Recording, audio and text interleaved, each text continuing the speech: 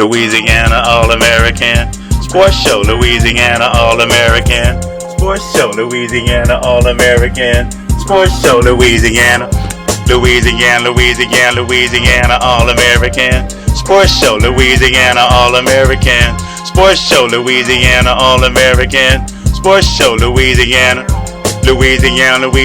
If it's sports you want to talk about, then listen to the hottest show that's coming out the South. It's every Hatfield and Coach Perry Daniels, man. They're going to sit you down and tell you all about the game and make it plain. 96.9 FM, that's the station to hear the best sports talk show in the nation. Without hesitation, you should get with this and get your popcorn ready, boy, you better not miss Louisiana All American Sports Show. Louisiana All American Sports Show. Louisiana All American Sports Show. Louisiana. It's Joker P.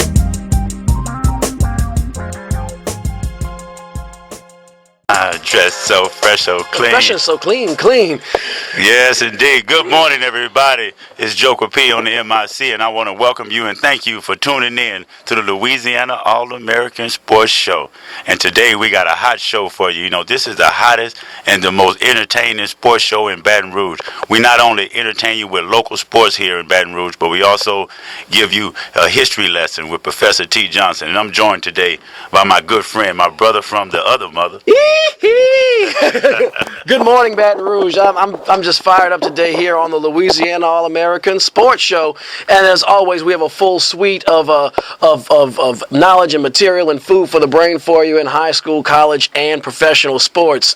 Well, look, we are of course a couple of guys that will do everything we can to deliver you the best in prep basketball action, and that's where we were this week and last night on the Louisiana All American Sports.com game of the week. First of all, earlier this week we brought you the Port Allen Pelicans as they traveled to their District 7-3A opponent, the Parkview Baptist Eagles, at the Shrine on Airline. It was a good back and forth, duking them out battle, but the Port Allen Pelicans always stayed about 5 to 15 points ahead the whole time, and that Pelican team, the reigning co-champions of District 7-3A, proved why they are as good as they are and why they will be back in the playoffs this year. Great performances all around. There really wasn't one guy that did any more than the other. Ishmael Lane was dominant down low. Telson Allen did his thing when he came off and provided a spark, a.k.a. the spark plug, and Nigel Allen ran the whole entire floor. So it was a really good game in District 7-3A. Man, wow. I wasn't able to make that game, and I know you talked about how great the host was over there and how great the stadium and the crowd and everything, and I'm sorry, man. I'm just looking forward to getting back over there and seeing those guys play. Oh, yeah, you're going to love Port Allen is awesome, and Parkview Baptist people were awesome, too, but you'll like Port Allen. They roll out the red carpet for Louisiana All American Sports, and they put on a show. That gym, even in the middle of the week, has several hundred people in there, so they love their Pelicans over there at Port Allen. Now, the Louisiana All American Sports.com game of the week was last night in the F.G. Clark Activity Center as the Madison Prep Academy Chargers, the Class 1A runner-ups from 2014, went to play their district rival Southern Lab Kittens. Boy, Madison Prep was impressive. Let me tell you, Southern Lab, let me preface this with this. Southern Lab's a very good basketball team. They are well coached. Those kids play hard and run hard. They are athletic. Madison Prep won by 24 points. That's just how impressive this Charger team is. They look like a golden army coming out of the locker room last night, and they had kids that looked like a college team almost coming out of that locker room. Brandon Sampson, who we've told you about for several years here on Louisiana All American Sports. Man, he's going. I believe Coach Perry Daniels might have mentioned last week he committed to St. John's.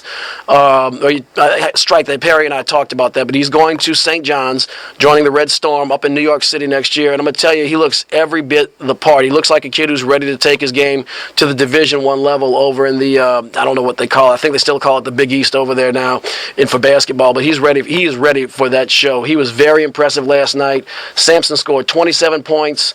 He had some three-pointers. He had some dunks. And what I like, Joker, was he gave the fans their money's worth, man, because when the game was starting to, it was getting out of reach, they started doing some Harlem Globetrotter tricks. I almost came out of my seat with one of those alley-oops, the one he had to Jaylen Brown. Right, man. And he was very impressive. This guy is actually one of the best players I've seen so far this year. He did everything. He actually had behind-the-back passes. He had alley-oops. He had dunks from the baseline. The guy can handle the ball. He was shooting deep three-pointers, 30-foot three-pointers.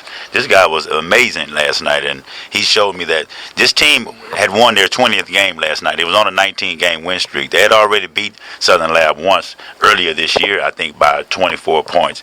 And they're 21-1 this year. They shoot as a team 62% as a team. As a team, they shoot 62%. They shoot 40% from the three-point line. And this team is I actually got a chance to talk to the coach after the game. Well, Southern Lab, I talked to Coach Clark, and I want to play that interview. And I kind of wanted to get from him. He knew he was overmatched, and I wanted to see what can he tell his team. And I'm going to have that interview for you right now. So while Joker's getting that queued up. Gerard Piper, Louisiana All American Sports. I'm here with Coach Clark of the Southern Lab Kittens. Come up a little short tonight. What do you tell you guys? What do you take from this loss? I mean, we got to do a better job of making easy buckets, layups and free throws. When you got a team like that, man, you can't make your free throws or your layups, and you don't stand a chance. I mean, it's already going to be difficult, to be in the game with them, but to see them, to really blow free throws like we blew, it's going to be tough to beat them.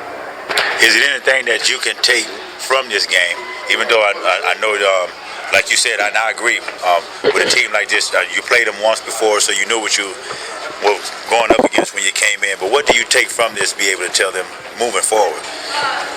I don't know, man. Look at them and learn something.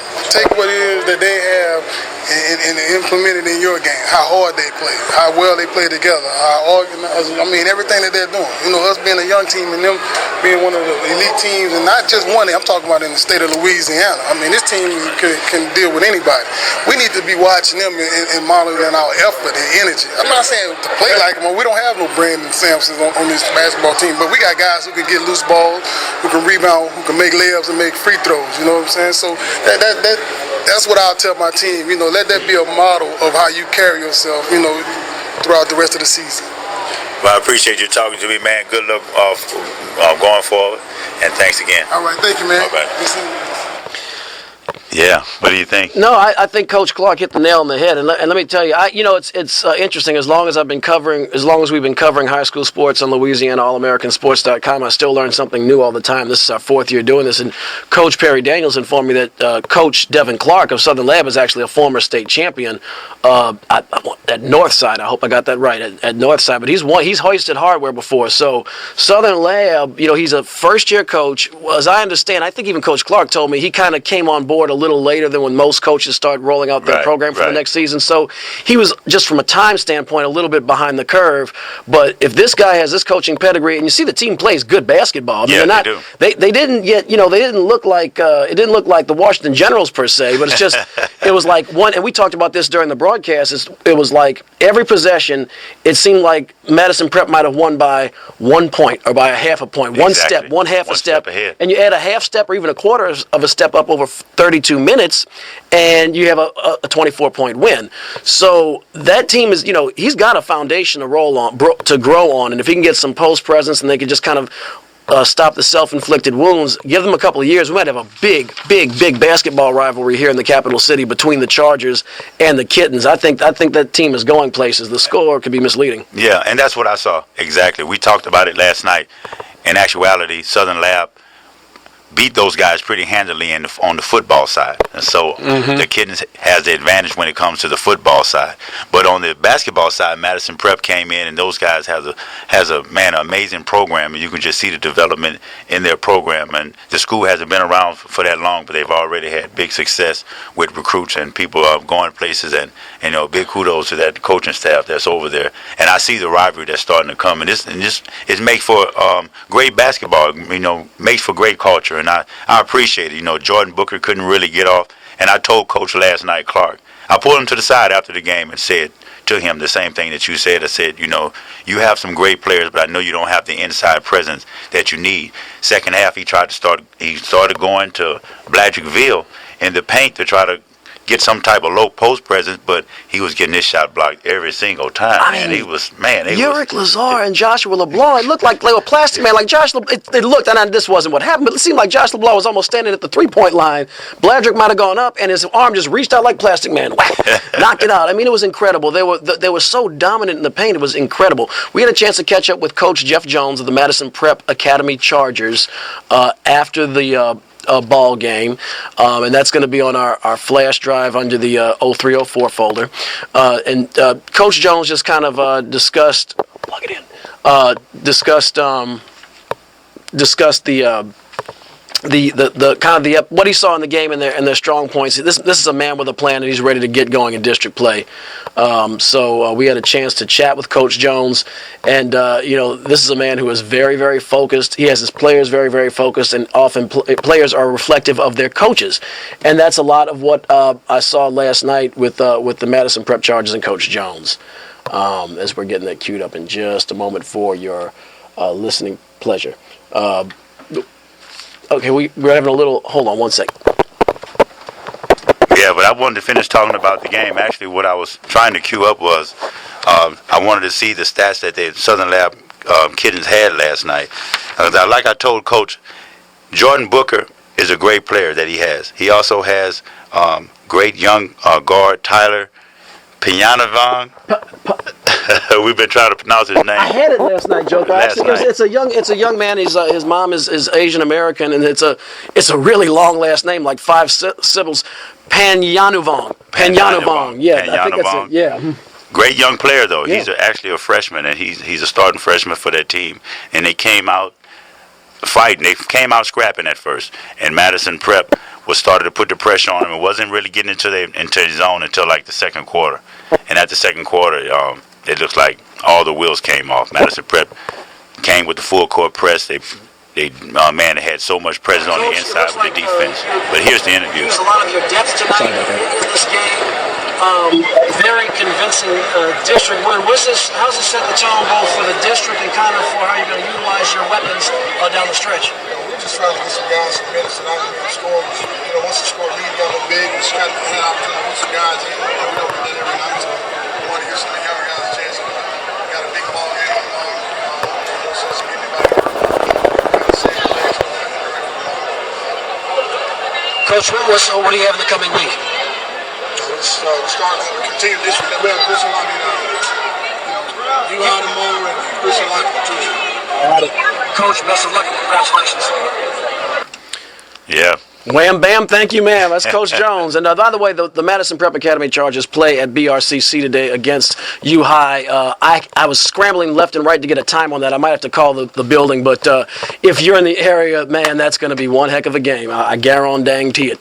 Other action in the Baton Rouge metropolitan area, our friends across the river, the Port Allen Pelicans, faced their District 7 3A rivals, the Glen Oaks Panthers. That was another case where the Port Allen football team just beat Glen Oaks to a pulp, and maybe Glen Oaks might have had revenge on the line. Well, guess what? Those Port Allen Pelicans in the second half caught a blaze and beat the Panthers by the final score of 49-42. Wow. With Port Allen over Glen Oaks. Coach Ricard's just got that team playing so well every year. It's been great to watch them develop. Port Allen actually outscored Glen Oaks in the second half 33-18. So in other words, Glen Oaks thought they had a little revenge on their mind, and the Pelicans scooped it up and took it away. Nigel Allen and Jordan Morgan. Nigel Allen had 14 points. Jordan Morgan had 12 points. And Ishmael Lane, who is going to Northwestern next year, didn't do much in the first half. They kind of, from what I'm reading about it, they kind of keyed in on him, but he got 11 points in the game total, 9 points in the second half. And Telson Allen, the spark plug, put in double figures. That's 4 players in double figures. That's a well-balanced team. They only scored 49 points, so it means everybody they were hitting them from all sides. Man. So good effort there by the Port Allen Pelicans over Glen Oaks. Other action in the metro area. Sit tight one moment. We had Baker, 72 over... excuse me. Baker over... Brutally defeated Baker last night. I apologize. I was a little discombobulated here. And we had also victory by.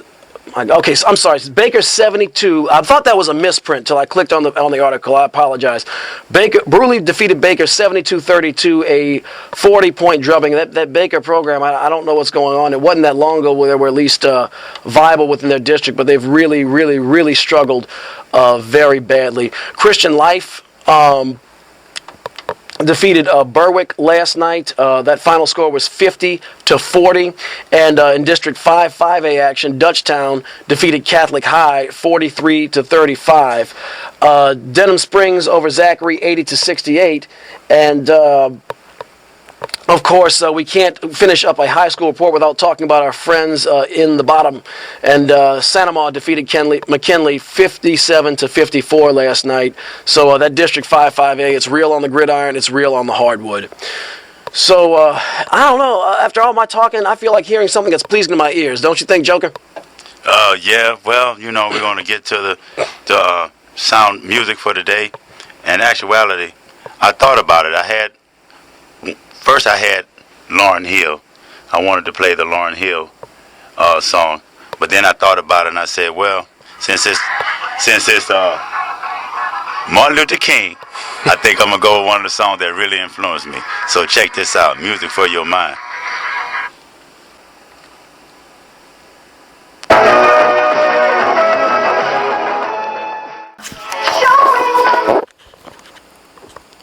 Man, I think that was a song that really kind of influenced me, and in all ways, man. And I had to rethink what I was going to play today. I started out with the Lauryn Hill. I can't lie. I started out with the Lauryn Hill. I wanted to play that for the Music for Your Mind, but I changed. I thought about the Martin Luther King, and then that influenced me. That song always did influence me, right around the time that song came out, I was a little younger. I was in grammar school, and I remember there was like a kind of I think it was like a Martin Luther King talent show or something like that we had, and I'll never forget. It was kind of these two kids. One was a white kid named Teddy Shell, and another was a black kid named Quincy Harp, and they were buddies. And they got up, and they were kind of influenced by this song, and they got up in the same kind of tone and cadence. They were like 4 and 3 and 2 and 1. Martin Luther King, he was the one. They were rocking too. It was a trip, and it wasn't like they were the bad boys. They were actually kind of the nerds of the school, but they went off, man. So that brought back a couple of memories. When I just had to share that when you played that song, it reminded me of that. But a lot of positivity and a lot of I liked it. I liked it a lot, man. Well, thank you. I want to get to some college now. Yeah. Now we got music for your mind. Let's talk about institutions for the mind. To get with it. Yeah. Yes, sir. So we got the on the bluff. We have the Southern University Jaguars. They are on on fire. The Southern Jags. Last time we spoke to you, they were coming off 2 wins in conference play. The Jaguars tacked on some more wins. They are now 5-1 in SWAC play. They're only a half game. They're in third place. They're a half game back of both Alabama State and Texas Southern. Man, the Jaguars just busted out the whooping stick. Yeah, they look good. Man, they played Arkansas Pine Bluff last Saturday. Got that win, solid double-digit victory. Mississippi Valley State, before the eyes of the not before the eyes of the nation, but before the eyes of the city. The region on Cox Sports just put a hammering on Mississippi Valley State at the F.G. Clark Activity Center. Final score in that game was 79-55. I'll give you a couple of updates on some local kids. Jared Sam from Scotlandville High continuing to lead that team in rebounds with 5, 2 on the offensive side, 4 on the defensive side, so almost 6 a game. And Traylon Banks, like I said, he's a guy, he handles the ball, he's a point guard, he's averaging 3 dimes a game, takes it away once a game, and like I said, he can come out in bursts. And that is something that's going to really aid Roman Banks and the Southern Jaguars down the line. So what do we have?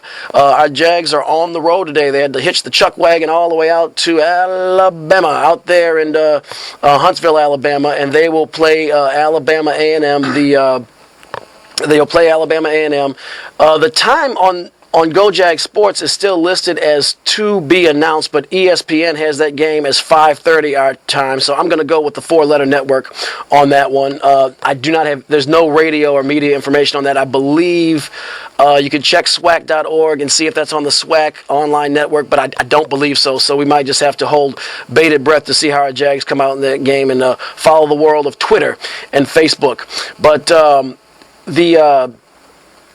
Jags have Alabama State also in Montgomery, so they're doing their Alabama tour as they take on Alabama State on Monday. Now, to give you an idea of where those SWAC opponents stand, Alabama A&M is going to be a formidable opponent. They are they're about a game and a half back of Southern in the SWAC at 3-2 in the conference. Alabama State is leading the conference. That's going to be very tough. Go ahead, Joker. Yeah, I was just going to say, go ahead. I was gonna say we can go around the horn. We'll get a little "I told you so." I'm gonna be optimistic. I'm gonna tell you. I think the Jags, if there were a Vegas line, might be slight underdogs in both these games, only because one is against ASU, who's very good, and Alabama A&M is solid, and they're on the road. Right. I'm gonna predict a split, though. I'm gonna think they're probably gonna have some trouble with Alabama State. They might not win that game, but I think they win today against Alabama A&M. So I think the Jags come off of this 2-game road stand, 1-1, and they come back next Saturday to. They play next Saturday against I'm losing my train of thought here. Against Alcorn State in Texas next week. Yeah. Mississippi, my bad. Yeah, Mississippi in Alcorn State. I think that a split would be good for the Jaguars right about now. Going on the road to Alabama, playing both of the Alabama teams, I think a split would be.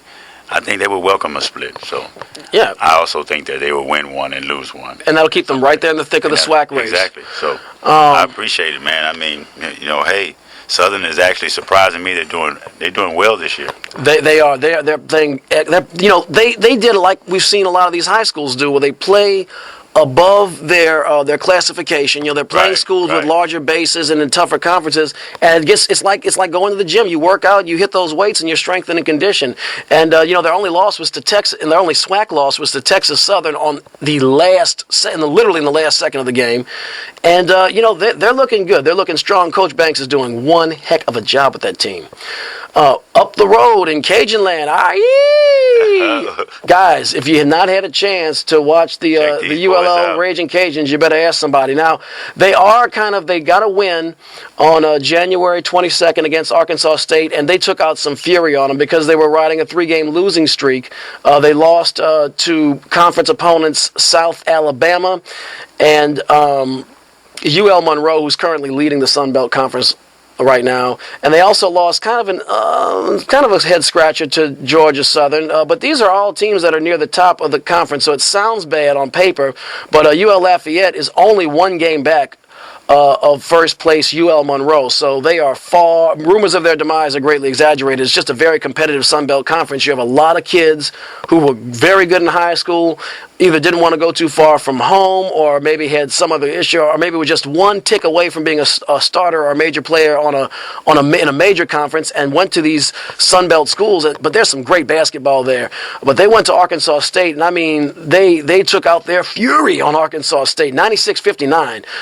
The final in that game, a 37-point beatdown, and then they will travel to play Georgia State today at 1 o'clock our time, and then face South Alabama on Friday. On Thursday. They will play at South Alabama. So keep an eye on those Raging Cajuns. I believe we got to find the local network for these guys, but this team is awesome. They're averaging 81 points a game. I mean, they're putting the ball in the hole. They're shooting 48% from the field.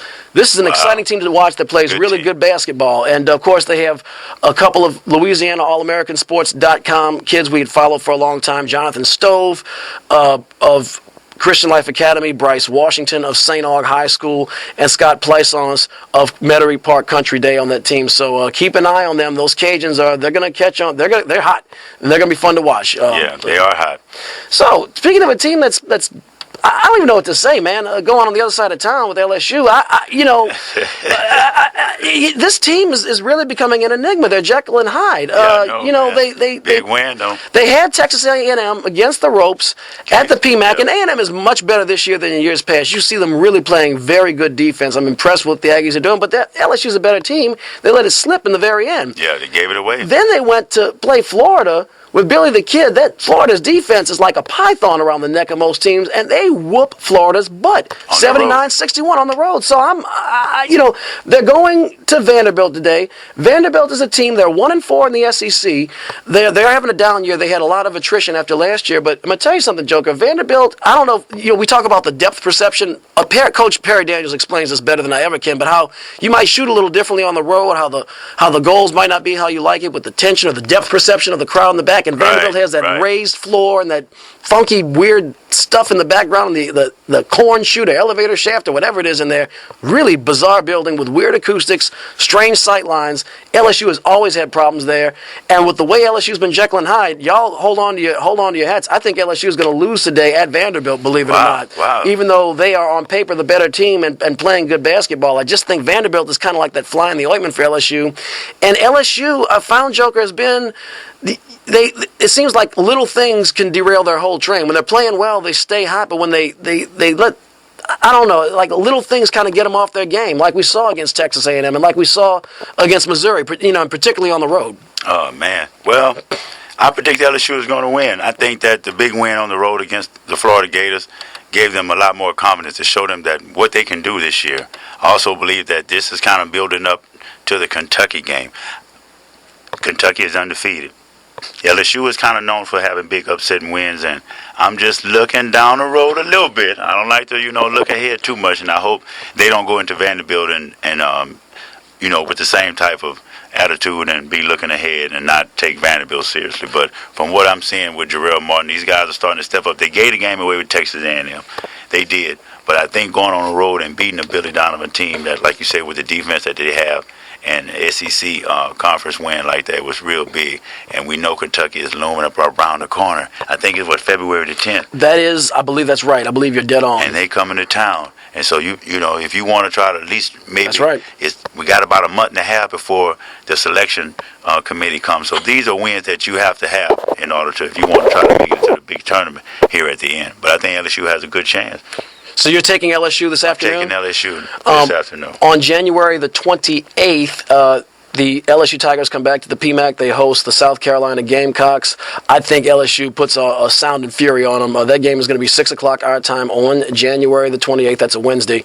South Carolina is a team that just they're very physical and have a presence down low, but they don't shoot well. And against the LSU team with the length they have with Jordan Mickey and Gerard Martin, if you can't shoot consistently and can't put in points in the paint, I don't think you're going to win in the PMAC. So I like LSU to win against the Gamecocks. I like them to lose today. Piper, you have a pick on South Carolina or? On the South Carolina, I'm going with South Carolina. In the PMAC. In the Pete Maravich against LSU. I'm sorry, I was setting it up. I apologize. LSU. South Carolina. You got South Carolina. Yeah. Okay, so we're literally on opposite ends of the pole right here. Right. So I think it's. I like South Carolina. I like what they've done this year. They've had a couple of close games. I like their team. They've been playing pretty good this year. They have. So, they've been tough. Yeah. 225-343-9927. Area code 225-343-9927. If you would like to get in on the conversation with us here on Louisiana All American Sports on 96.9 FM WHYR LP Baton Rouge Community Radio. So I'm looking forward to those contests. Southeastern Conference basketball, they don't necessarily get all the hype that the ACC might get or the Pac-12 or the Big Ten, but they have some real good. Obviously, they have the best team in the country right now in Kentucky that looks unbeatable. Although we were talking about South Carolina just now, South Carolina at the moment is only trailing Kentucky by 3 points.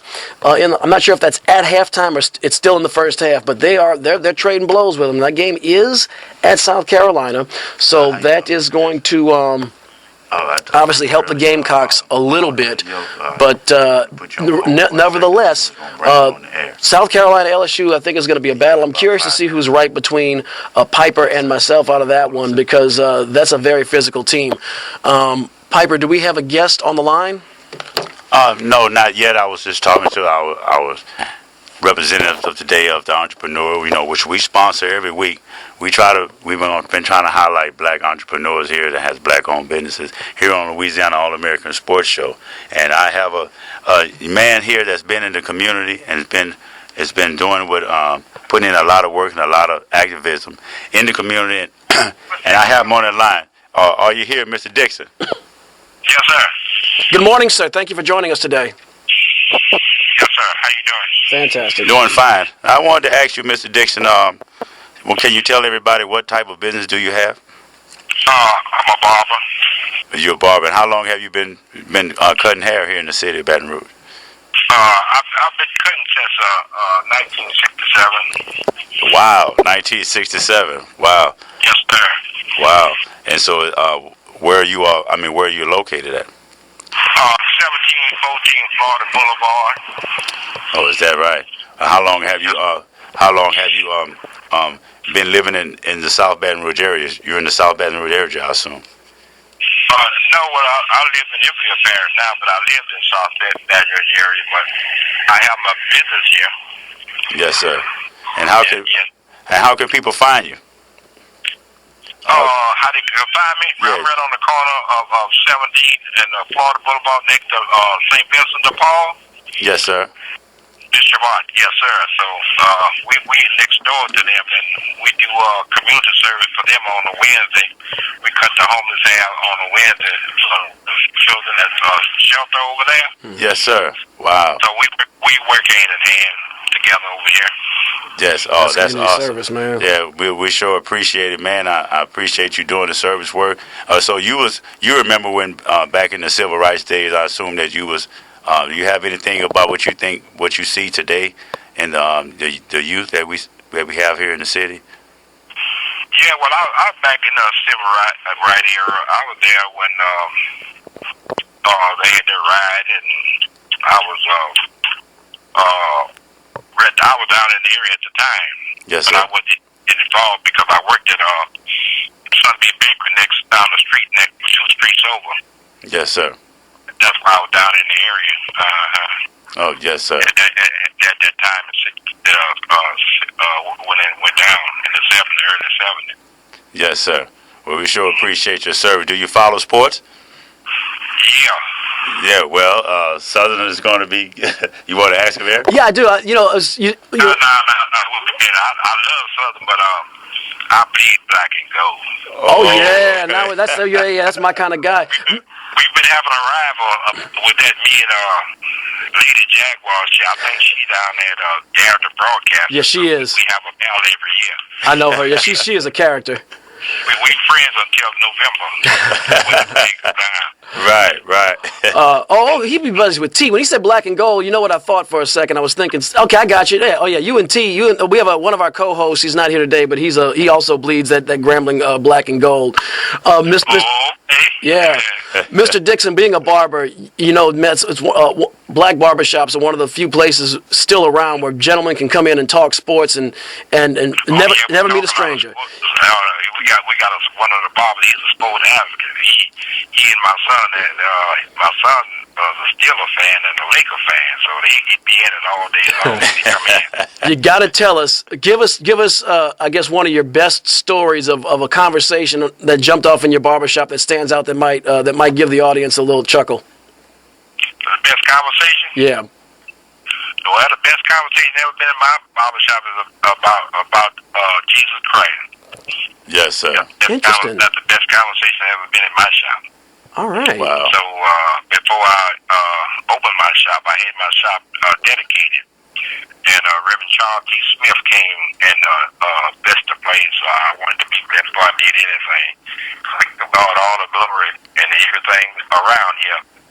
So I'm all about building, destroying, and it's not no black and white. It's just about people. It's about love. Yes, sir. If it ain't about love, it ain't about nothing. If it ain't about fairness, it ain't about nothing. If it ain't about God, it ain't about nothing. Those are very wise words to live by.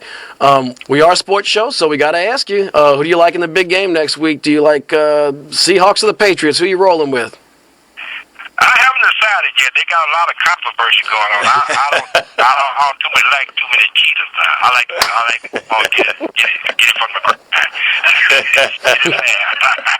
Yeah, so that sounds like you're going with Seattle then. If you get it fair, you go to bed and sleep at night. Huh? That's right. That's right. Well, we sure appreciate you talking to us, Mr. Dixon. Yes, sir. And we appreciate the community service that you have.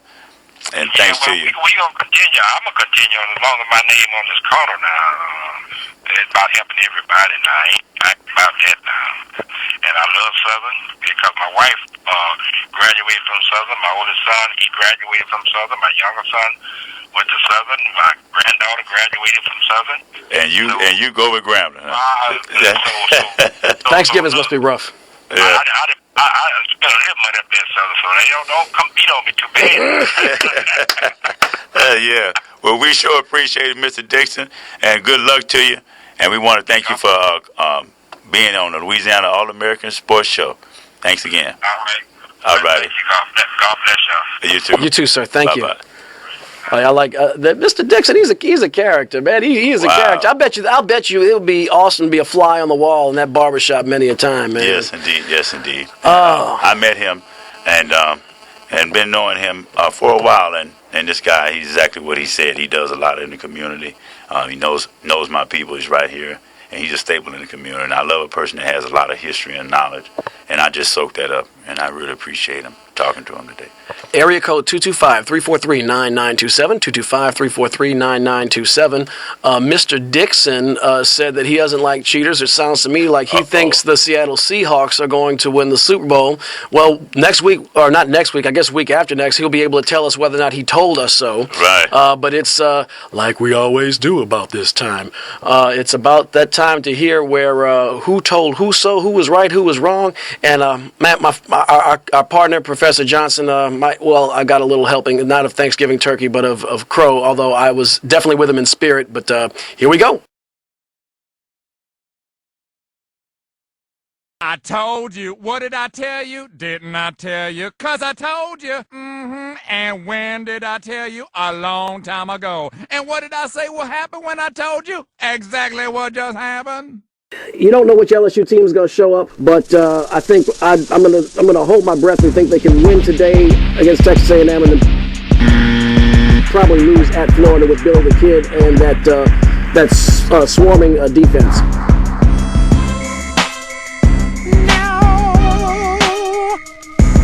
Yeah, I'm going to go with LSU against Texas.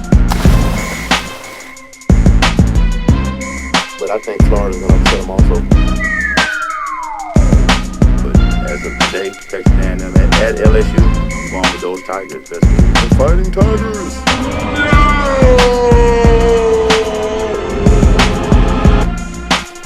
So, you got LSU coaching against A&M? Yeah. And against at Florida? Always got to take Billy the Kid.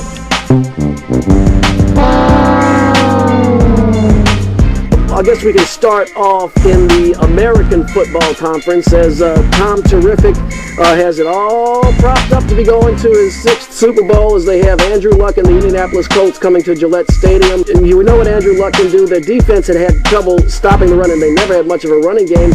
And we've seen the defense look like the 2000 Ravens in the playoffs. So that being said, I'm still going with Tom Terrific, but I think it should be a great game. Also, I'm going to go with, I don't call him Tom Terrific, I call him Dimple in the Chin. But I think I'm going to go with Dimple in the Chin on this one. I think that the Patriots are going to have to experience. But I'm kind of on the fence because the Colts have really been surprising me. Belichick. We got to go with Belichick. We got to go with the intellect. Belichick. I concur all the way, good brother. So, there definitely will not. Well, let's go ahead. Green Bay and Seattle. They're going to the 12th man. Aaron Rodgers. You got Green Bay and Seattle. So I'm gonna start off first. Like this. What I'm gonna tell Aaron Rodgers. I'm gonna give you a coat and a fishing pole and a chainsaw because you're gonna have to go ice fishing today. You're gonna need that chainsaw up there to cut through that ice and go fishing. So Aaron Rodgers, get ready for the Legion of Boom.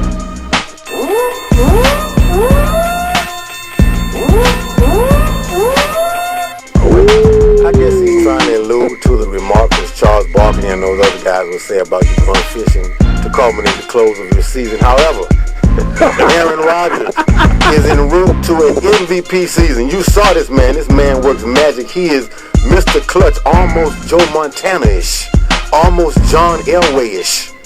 one leg. We going with the cheeseheads. I now present an act that no other performer has ever dared to execute. Swallow the match. So. They got me scared today because I agree with you.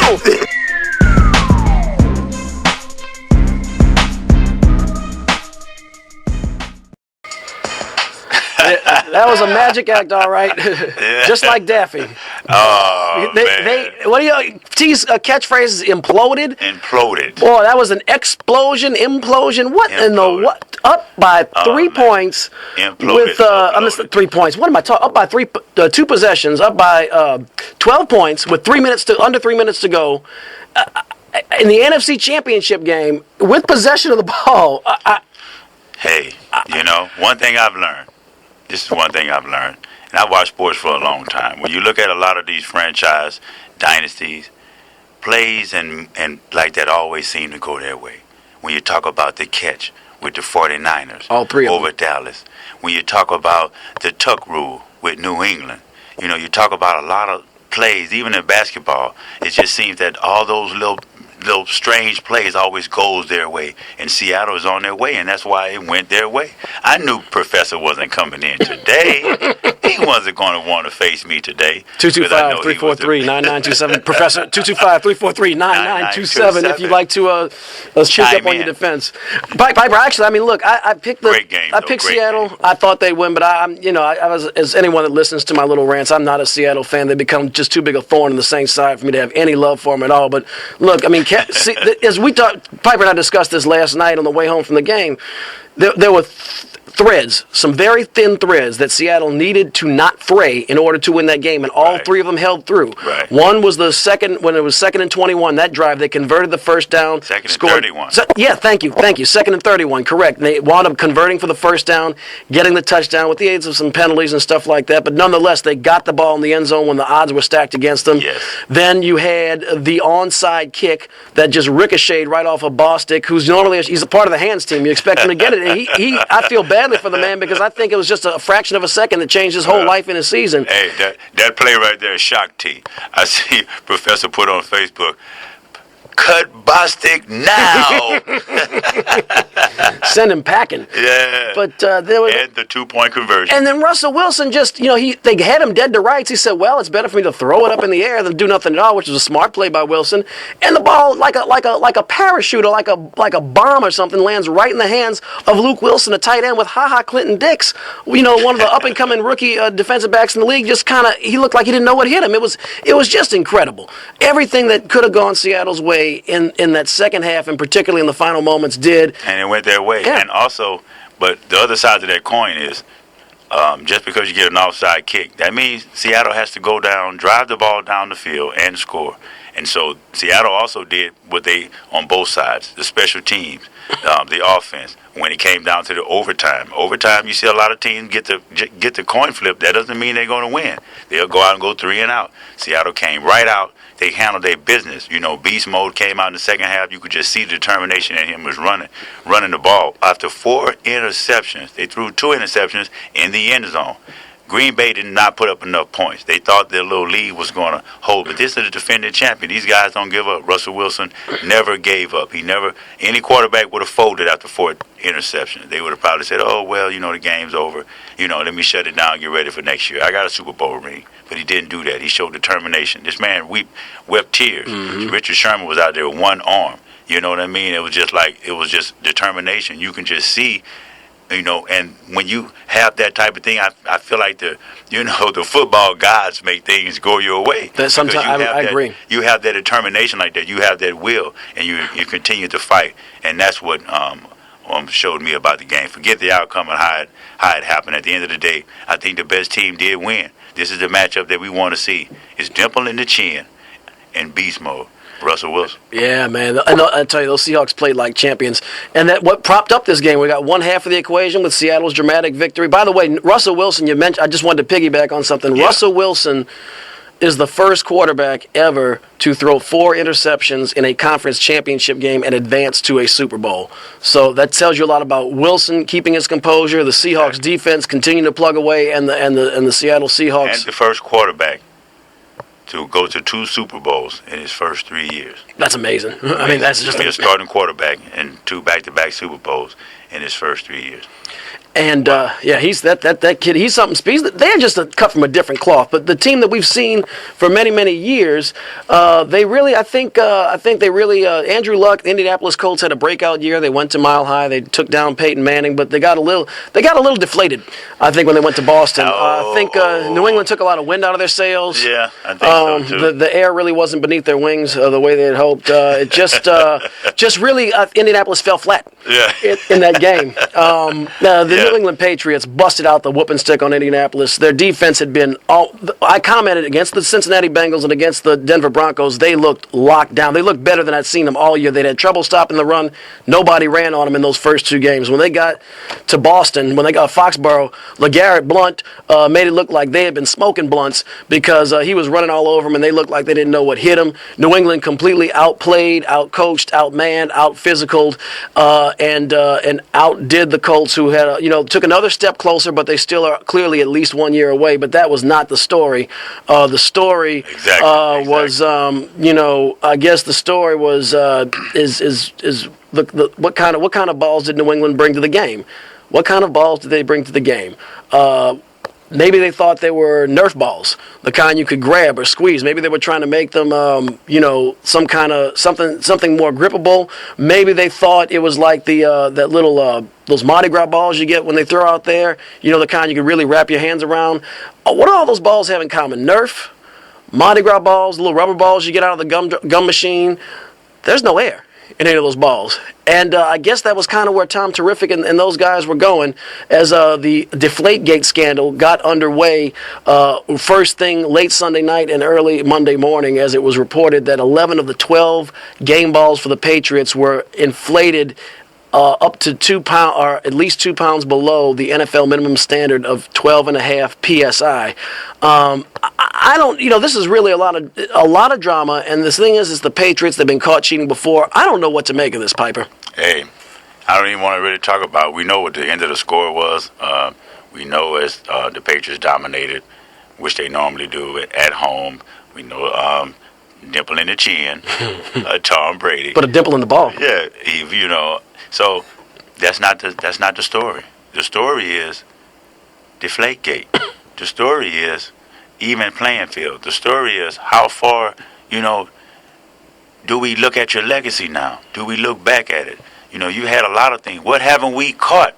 It's been certain things that they just so happened. The trainer, I think they got an interception. The Colts linebacker got an interception, and he took the ball. He wanted to keep the ball as a souvenir, and he gave it to the trainer, and the trainer noticed that the ball, you can tell that the ball was deflated a little bit, and that's how this whole thing started. It just makes you think, this guy, Tom Brady, prepares his own balls before the game. He get 12 balls, and he prepares the balls. He can work with them. He can knock them down or, kind of wear them down a little scuff bit. Them, yeah, scuff them a little bit so he can kind of get used to the ball. This is his own personal ball. And he said this out of his own mouth, that he does that right before the game. And once he put the balls there, he don't want no one to touch the ball. Not the trainer, not the head guy or whatever. No one touches the ball. That throws the responsibility, and to me, it throws the blame squarely on him. Because a trainer is not going to go out of his own way to mess with those balls, because he knows the quarterback knows, hey, don't mess with these. You don't even touch these no more. After I prepare them and get them the way I want them, no one touches them. No one. And I know that's a rule that he has set in stone. So I know that the trainer's not going to just go and say, oh, well, I'm just going to take a 1 pound, 1.5 pounds out of these balls. Out of 11 of the 12 balls, I'm going to take air out of all of them. And, just hope Tom Brady likes it, So this throws it square on him. And it makes it, to me, it just puts a black mark kind of like on his career, really. It does. It does. They do a lot of little slick little stuff. Even with the play calling they did against, I want to say, the Baltimore Ravens when they came in with the ineligible receiver. they done something. Yes, it was something that had never been done before in a game. I think Nick Saban, he got it from Nick Saban with they did it actually against LSU, and that's where he first seen it. And so he kind of took it and brought it in. So I kind of get that. But it just seemed to me that they kind of walked the line in the rules. And so what are the things I look at? What haven't we caught? What have they done that we haven't caught yet? So that's the way I look at them now. So I'm going with Seattle, which I was going with Seattle regardless. I didn't want to give them my Super Bowl pick. Now people know that Seattle was my Super Bowl pick from weeks ago. So, but this just deflate-gate thing is growing big, and it's getting big, and it's somebody's going to have to come out and take the blame for this. Of course, they're not going to do nothing now until after the Super Bowl. Absolutely, and they shouldn't, I don't think. Right, and it's putting a lot of pressure on them. It's putting a lot of pressure on them. It could hurt them or it could help them. This could try to motivate them to say, okay, well, we're going to try to go out and earn the Super Bowl, and people think we cheat and we do this. So this is a big thing. Well, last time the Patriots got in hot water for being accused of cheating, they got off to an 18-0 start. So they do seem to respond and have that us against the world mindset. By the way, before I launch into my diatribe on the Patriots in about 7 minutes, we have coming up Noel Jackson with Music Satisfaction here on 96.9 FM WHYRLP Baton Rouge Community Radio. You touched on a couple of good points. As Charlie Murphy might have said, Bill Belichick is a line stepper. He's a habitual line stepper.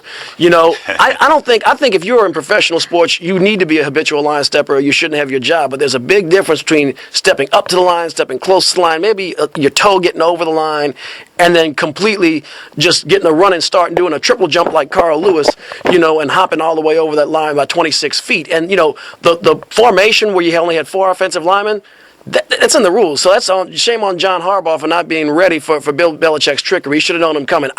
That's fine. He's not doing his job if he doesn't come up with advantages like that, in my personal opinion, especially when it's within the rules. Right. That's on Harbaugh. Right. But when you start, when you take pictures of your opponent's sideline and then Roger Goodell says you need to stop this now, and then you do it again at the opening game of the following season and you get caught, that's going way over the line. That's like sending a giant one-finger salute to the league and to the other 31 teams. When you get caught and it's a big scandal and it's reported and you lose a draft pick and the coach is fined $500,000 and the team is fined $250,000 and it's a big deal. And then you see what happens in New Orleans where Sean Payton, again, the league told them to stop their bounty program. They ignored it. They got caught, and they brought the hammer down on them. To me, it sends a message that they're not going to tolerate a lot of shenanigans. And what did the Patriots do? If what appears to be true is true, they're cheating again. And if I'm Roger Goodell, after all the trouble I've been through this year with the Ray Rice situation, and really he's been on the hot seat for much of the year, I'll be like, I don't want to. What is this, repeated Groundhog Day? I got to see you people again. I think if it shows that Belichick was complicit or that he turned a blind eye, I think we could see he better, what do you say, get a pole and a fishing rod. I think he better pack his stuff and go to Hawaii because he's going to be sent on a vacation, I think, if it comes out. I think, one thing I've noticed with this commissioner is the punishments keep on ramping up every time you mess with him, and his tolerance is very short for this kind of thing. Well, I just think that with him, he responds to outside pressure. And Roger Goodell pretty much responds to that. He goes with social media. If he starts to see that everybody is calling for a certain type of punishment, then that's what he does. Or he usually goes a little bit further to try to make a statement. And I think now, with him, I agree with Stephen A. Smith. I heard him earlier, and he talked about how he thought that if anything came of this as it getting bigger, then Belichick should maybe be suspended for a year, like the same way they did Sean Payton. Oh yeah, because the buck stops with him. I think if I'm thinking this is a possibility, I think it could be like, hey, they could do like they did Jim Tressler, Bruce Pearl, and give him a 2-year suspension with a show cause penalty. Where you don't come back unless you can show cause. But what about even suspend Tom Brady? I don't agree with that for this reason. I think this is my personal opinion. I don't think you bring the hammer down on anybody who hasn't been warned. I think you get at least one strike, and we're not talking about him putting a little radio control inside the balls. We're talking about deflating balls, and ultimately the referees are responsible. They put every ball in place. So yeah. I think for the first offense, but it's just to me, it's the intent. I agree. To me, and that's the intent to do something that's against the rules, and I think that it'll show a big message to bring down the person that's with the intention of cheating, whether it worked or not. You had that intent to go in and mislead by doing something. I don't think that it's a small thing. I think that I think it's a big thing. I think it's the integrity of the game. And I agree. I agree. And that's where I would have to put my foot down, whether I would suspend him, because he is directly responsible. He is the one that messes with the balls himself. So he is the one. Belichick, just the buck stops with him. Belichick, I don't think, goes down there purposely and knows about footballs and the pressure and this and that. But the quarterback does, and I think that for the suspend Belichick and not Brady, that would be a mixed message. Well, maybe a one-game suspension for Brady. I'm just saying I wouldn't bring the hammer down super draconianly. I know it's not a word, but in a draconian manner on Tom Brady. Belichick, though, in my years of watching this man and observing him, Belichick knows every time you go to the bathroom. I mean, that man is so meticulous. Just watch him. He knows. He keeps track of everything. That's why he hardly tells you anything. He was more loquacious and did more talking when he was trying to cover his backside in that interview than I've ever seen him do at any time. My deal with Belichick is just it's over and over. This guy is pushing it just way too far. And the thing is, we're intelligent. We watch sports. I mean, I don't doubt the Patriots would be in the Super Bowl this year. I don't doubt that they would have won their championships. It's the intent. I don't care if they lost to Indianapolis 45-7. You know what I mean? Right. It's the fact that they were doing something to get an edge, and they were, as you hit the keywords, they're compromising the integrity of the game. And I think that guillotine should fall hard on Belichick and the Patriots. I'm talking 3 draft picks, $1 million fines, 1 year suspension for Belichick. Maybe, and Brady getting a little pinch, not chopped off, but a little pinch. A little poke with the trident. Yeah, well, we're going to find out for sure. At the end of the day, they still have to play the game. And next week we're going to debut our 5 top things that woman thinks about while watching the game. And I want you guys to be on the lookout for that next week when we bring you that segment. And it's going to be real fun. It's going to be, like I said, this is the hottest sports show that's in Baton Rouge. And I want to thank you all for listening in today and tuning in to WHYR, the Louisiana All American Sports Show. I want to thank Eric Hatfield for being here. I also want to thank Perry Daniels. He's the straw that stirs this drink. I also want to say what's up with Professor Terrell Johnson. I know you didn't come in today, but that's okay. I'll be talking to you, my boy. I know you're still recovering from the Green Bay loss, but it's okay. You'll be all right. You're going to make it. So before we play Hail to the King and on the way out, want to say that with this parting note, kind of off topic a little bit, but it's a LAAS folder in general. It's a little off topic, but Barry Bonds and Alex Rodriguez training together, what could possibly go wrong? But that's another sport for another time, for another season.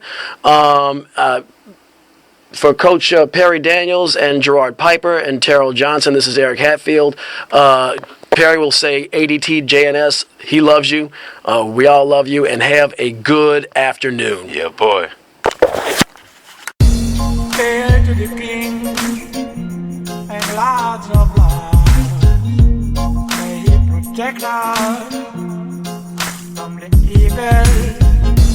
Hail to the King, lots of love.